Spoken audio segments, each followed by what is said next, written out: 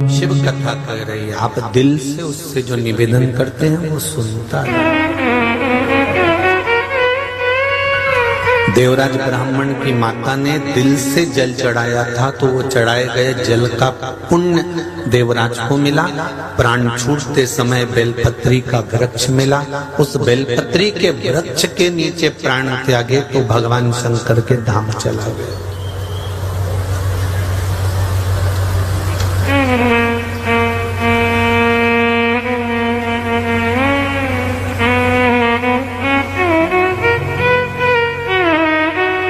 प्राण छूटेंगे ये निश्चित है,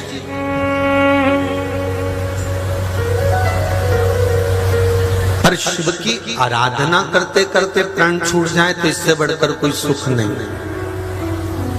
कई लोग कहते हैं महाराज जी वो अमरनाथ गए थे और मर गए, कोई कहता है वो केदारनाथ गए थे और मर गए, कोई कहता है कि वो वहां गए थे तीरथ और मर गए, कोई कहता है वो भगवान के दरवाजे गए थे वो मर गए। उनको भगवान को तो कम से कम बचा लेना था।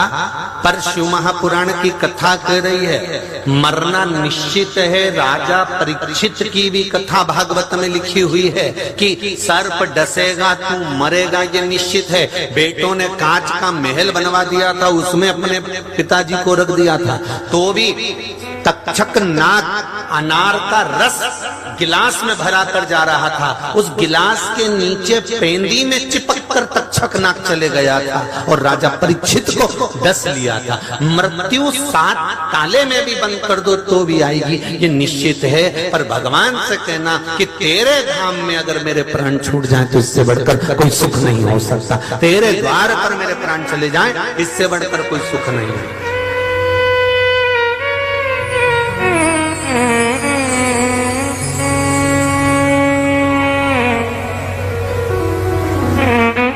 धन्य है परली बैजनाथ की माताओं, धन्य है परली बैजनाथ में निवास करने वाला एक एक भाई, बैद्यनाथ बाबा की इस पावन धरा में रहने वाला एक एक बच्चा, एक एक भाई, एक एक माता, एक एक बेटियां धन्य है।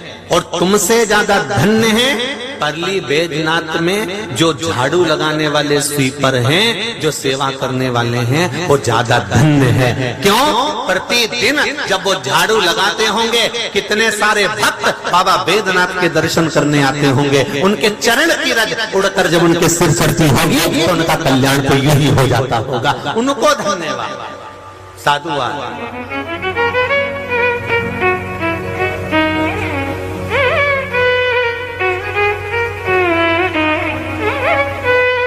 कितनी धन्यता, कितनी कितनी प्रबलता। अरे लोग एक अतिथि के लिए तरसते हैं, यहाँ तो रोज अतिथि आते रहते हैं, प्रतिदिन बाबा के दरबार में अतिथि, और कितना प्रमाण दिया अतिथि के लिए। एक ब्राह्मण जिसके पास में कुछ भी नहीं था, बस वो पांडित कर्म भी करना नहीं जानता था कि पांडित कर्म कैसा होता है, पूजन कैसे कराना चाहिए, पाठ कैसे करना जाना चाहिए, यज्ञ कैसे कराना चाहिए। बस अपना दोनों समय का गायत्री का स्मरण करता, गायत्री का जाप करता। उसके घर में बेटा था, बहू थी, पत्नी था और अपने खुद थे। 4 लोगों का परिवार था। वो जाता और जो किसान अपनी किसानी में से फसल काट कर ले जाता, उसकी फसल कटी हुई जगह में जो दाने नीचे गिर जाते थे वो ब्राह्मण उसको उठाकर इकट्ठा कर कर अपनी पत्नी को लाकर दे देता था और उसी से उसका गुजारा चल जाता।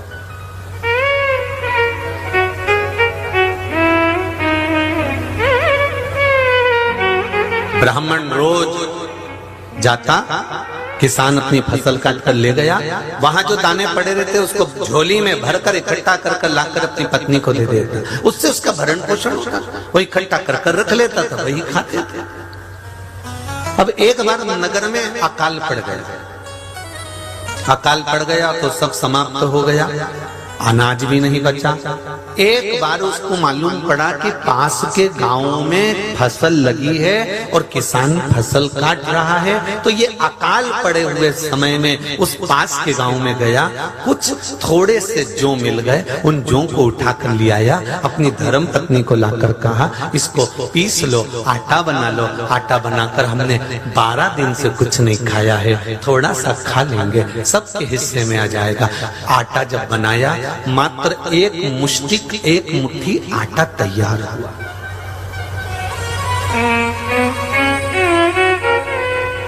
केवल एक मुट्ठी आटा तैयार हुआ, और एक मुट्ठी आटा तैयार हुआ और सास ने, माँ ने उसके हिस्से कर दिए एक मुट्ठी आटे का। एक चुटकी बराबर आटा बेटे का, एक चुटकी आटा बहू का, एक चुटकी पति का, एक चुटकी आटा सास का। 4 चुटकी आटा उसमें निकला। एक मुट्ठी में कितना आएगा? थोड़ा थोड़ा थोड़ा थोड़ा निकल गया। बस आटा फांकने ही वाले थे, पानी पीने ही वाले थे। इतनी देर में एक अतिथि आ गया। एक अतिथि दरवाजे पर आवाज लगाया, बहुत भूख लगी है, कुछ खाने को मिल सकता है? ये महाभारत का चरित्र है, ये महाभारत का संवाद है। बहुत भूख लगी है, मुझे कुछ खाने को मिलेगा? आओ साहब, विराजा। आसन लगाया, अतिथि को बिठाया, और अतिथि को बिठाकर तुरंत अंदर से वो भाई अंदर गया। ब्राह्मण चुटकी भर आटा अपने हिस्से का लाकर दिया, ले साहब पाओ। इतना सा पत्नी को खबर गई, पत्नी ने अपनी चुटकी भर आटा लाकर दे दिया, ले साहब पाओ। बेटे ने अपना आटा लाकर दे दिया, बहू भी अपना आटा लाकर दे रही थी तो ससुर ने मना कर दिया। बहू तो दूसरे गांव से ब्याह कर कर आई है, एक तो हमारी परिस्थिति ठीक नहीं है, हम जितने भूखे रहे हैं 12 दिन से, बहू मैंने देखा है तू 16 दिन से भूखी है। हर बार अपना हिस्सा या तो सास को दे देती है, या ससुर को दे देती है, या पति को दे देती है। बहू आज तेरी चुटकी का आटा तू खा ले, तो इस अतिथि को मत दे।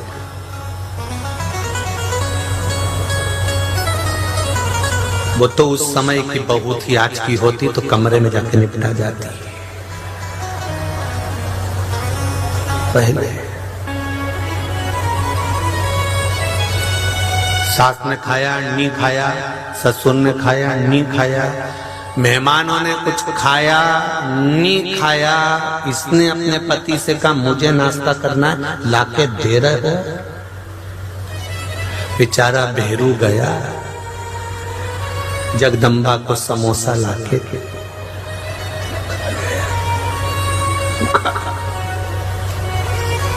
भेरू ने जगदम्बा को समोसा इसलिए दिया कि तू खा पर मेरे प्राण मत खा।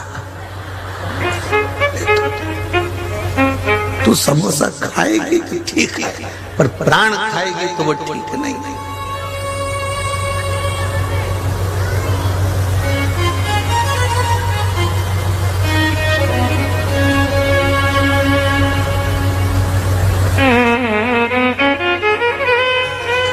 पहले के समय में बेटियों को डर लगता था कि सास कैसी मिलेगी। मैं तो बोला ही नहीं, मैं तो बोला ही नहीं।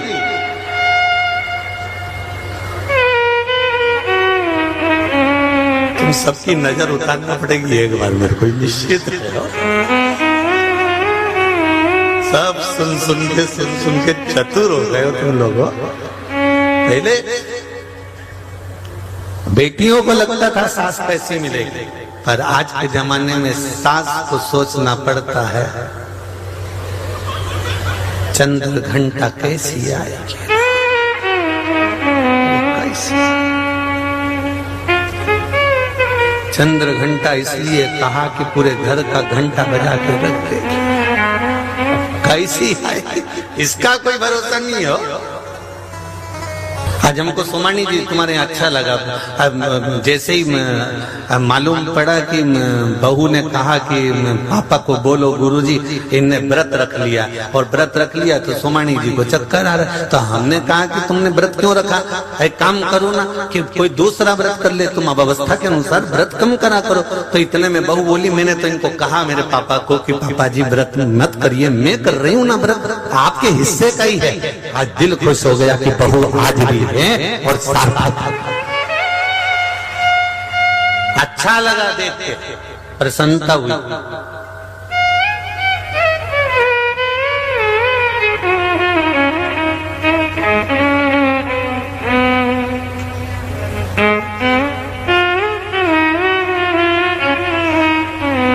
पूछ रहा था गुरुजी राधा और रुक्मिणी अलग अलग थी क्या भगवान कृष्ण के समय पर? आपका क्या विचार है? अरे बोलो तो जम के, भागवत तो बहुत सुनी है, एक बार बोलो तो। राधा रुक्मिणी अलग अलग थी? नहीं, पद्म पुराण में लिखा है, देवी भागवत में लिखा है, एक ही देवी ने अपने अंश प्रकट करे थे,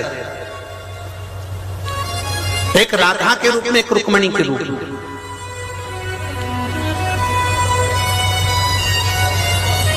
दोनों में कोई अंतर नहीं। कहा राधा जी से भगवान ने विवाह नहीं करा, रुक्मिणी जी से शादी करी, राधा के साथ भगवान की मूर्ति की पूजन होती है, तो दोनों में कोई अंतर है ही नहीं। राधा रुक्मिणी दोनों एक है, दोनों एक।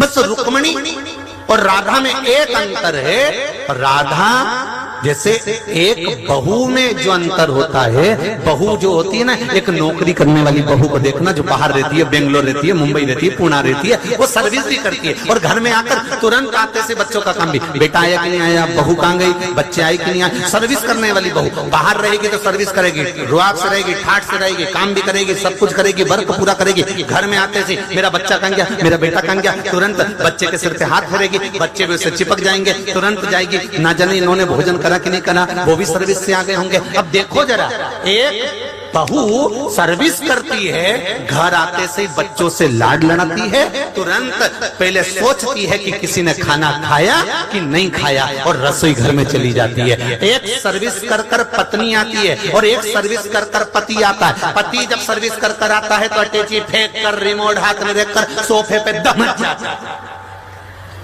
तुरंत चालू।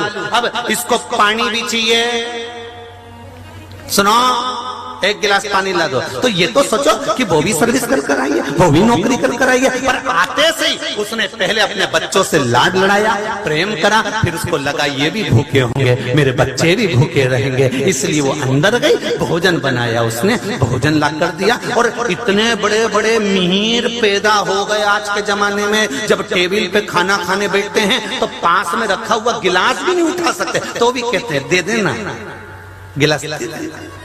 जरा विचार करिए, हमारी रुक्मिणी और राधा के ये दो रूप हैं। एक वो रुक्मिणी का रूप, ये समझ लो कि वो सर्विस भी कर रही है, नौकरी भी कर रही है, बाहर भी जा रही है, राज सत्ता भी संभाल रही है, द्वारकाधीश की पूरी सत्ता को संभालने का काम कर रही है। और एक रूप मेरी राधा रानी का है, जो अपने बच्चों से लाड भी लड़ा रही है, प्रेम भी कर रही है, स्नेह भी कर रही है और सबको अपने गले से लगा रही है। ये देवी का दो रूप है, एक है।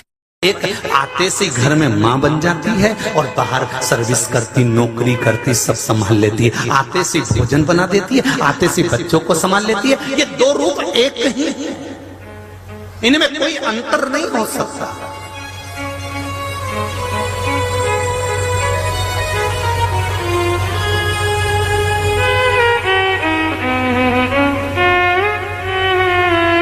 घर की प्रत्येक बहू, घर की प्रत्येक बेटियां, इनमें कोई अलग विभाजन नहीं है। बाहर जब काम पड़ता है तो दौड़कर कार्य भी कर लेती हैं और जब घर में जरूरत पड़ती है तो पूरा काम करने के लिए तत्पर हो जाती है। बस उनको एक बात चाहिए कि जिस समय वो सत्तू बना रही हो तो सास आकर टोके नहीं कि तूने ऐसा बना दिया। फिर उस समय पर सास को चाहिए या तो सिखाए या फिर उसमें ऐब ना निकाले, जैसा बना है भगवान को समर्पित कर प्रसाद के रूप में पाले तो घर चलता है, तो परिवार चलता है। अब तुम्हारे घर में तो एक एक दो दो बहुएं होंगी। पार्वती जी की कितनी बहुएं थी जरा अंदाजा तो लगाओ। गणेश जी की रिद्धि सिद्धि, कार्तिकेय जी की फिर दो, जरा अंदाजा लगाओ तो सभी घर में इतनी बहुएं और कितना बड़ा परिवार था। गणेश जी के छोरा छोरी देखो, अमोद, इनको शुभ लाभ को देखो, फिर बेटी संतोषी को देखो, फिर अमोद और प्रमोद को देखो, फिर उनकी बेटी अशोक सुंदरी की 100 लड़की और 2 लड़के। जरा हिसाब तो लगाओ कि कितना नाती पंती परिवार कितना बड़ा था भगवान शंकर का, तो भी उनके घर में कभी क्लेश नहीं होता था। क्यों? क्योंकि जब गणेश जी का विवाह करा था तो शंकर भगवान ने पार्वती जी से कह दिया था, गणेश जी का विवाह हो रहा है, पार्वती क्या चाहती हो? पार्वती जी कहती है, मैं कुछ नहीं चाहती, रसोई घर की चाबी बहू के हाथ में सौंपना है और मुझे माला पकड़कर आपका गुणगान करना है। क्यों? इसके सिवाय कुछ नहीं। तो भगवान शिव ने कहा मान लो अगर बहू ने तुम्हें ताजी रोटी नहीं दी तो शंकर भगवान से पार्वती जी बोली जो भाग्य में लिखा होगा उसको कोई नहीं टाल सका है, जैसा मिलेगा वैसा पाएंगे। जो किस्मत में 50 फोटो देखे होंगे, 50 जगह बायोडाटा गया होगा, 50 छोरे देखे होंगे, 50 छोरी देखी होगी, एक से बढ़कर एक लड़कियां, एक से बढ़कर एक लड़के देखे होंगे, पर तुम्हारी किस्मत में यही लिखी थी और तुम्हारी किस्मत में यही लिखा था। तो सोचो जब इतने देखे छाटे बीने तब ऐसा मिला, तो ये भाग्य में लिखा तो ही तो मिला, नहीं तो दूसरे से नहीं हो जाता। जो ललाट पर लिखा हुआ है उसको कोई नहीं टाल सकता। कई बेटियां कहती हैं मेरा मन नहीं लगता इस परिवार में, मैं तो रहना ही नहीं चाहती इसके घर में, मेरे को तो रहना ही नहीं। और तुरंत गई और अदालत में उसने केस लगाया और लगा लोगों के, और उसने तो कहा मुझे तो तलाक चाहिए। तो मेरा बेटियों से निवेदन है तुम तलाक ले लो, मना नहीं है, पर यह मत सोचना कि तुम्हें इससे जोरदार मिल जाएगा। तुम्हारे भाग्य में अगर जोरदार लिखा होता तो पहली बार में मिल जाता, फिर तो 10 शादी कर ले तो ऐसा ही मिलने वाला है। इसलिए मेरा जीजियों से निवेदन है 50 बार झगड़ा हो जाए, घर में कितनी लड़ाई हो जाए, कहीं नहीं जाना, अपन को इन्हीं की छाती पे मूंग डालना। घर के लोग कितनी लड़ाई में तुमसे कह दें कि अब हमें संबंध नहीं रखना, तो भी कह दो मैं तो नहीं जाऊं चाहे कुछ भी हो जाए। और लड़के माई के 1% मत जाना जीजियों, हाथ जोड़ के निवेदन है, बिल्कुल मत जाओ। वहीं रहो, जितनी ज्यादा लड़ाई हो उतनी अच्छी चाय बना के पियो, उतनी जोरदार। जब जब गुस्सा आए तो अदरक को ओखली में डाल के कूट दो, पर मुंह से आवाज नहीं निकालना, पर तो अदरक कूट लो, इलायची कूट लो, मल दो और उसको मल के चाय में डाल के और पी जाओ कि अब तो मेरे को बस अब क्या बोलूं, घर के लोगों से कुछ बोल तो सकते नहीं, तो अदरक के अपनी दम निकाल कर तुम अदरक पर अपना को नहीं बोलना। आग लगे बस्ती में अपन रहो मस्ती में, जितना ज्यादा झगड़ा हो उतनी जोरदार चोटी बनाओ, एक एक मोती पिरो पिरो के खजूर वाली बनाओ, पर बनाओ। जितना ज्यादा झगड़ा हो उतने खुश हो। होता रहे झगड़ा, क्या कर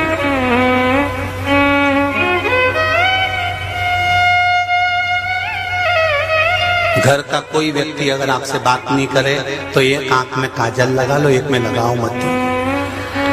जान करके उसके सामने जाओ, जो बात नहीं कर रहा तो बोली देगा पगली है, एक आंख में काजल लगाया, एक आंख में लगाया, या इधर लिपस्टिक चिपका के चली जा नीली पीली करके तो भी बोल देगा। सास भी कह देगी भगवान जाने कहाँ की बहू आई, राम भगवान। ये प्रेम फिर नहीं मिलना है, प्रेम वो कल वाली कथा आ गई, या तो प्रेम में रह लो नहीं तो प्रेम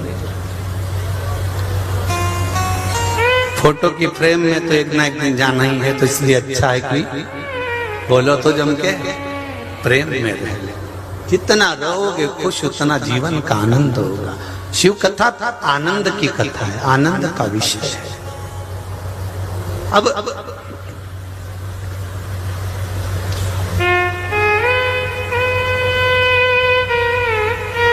बहू से कहा कि ये चुटकी भर जो आटा है बहू तू खा ले। नहीं पिताजी मैं नहीं खाऊंगी, अतिथि आए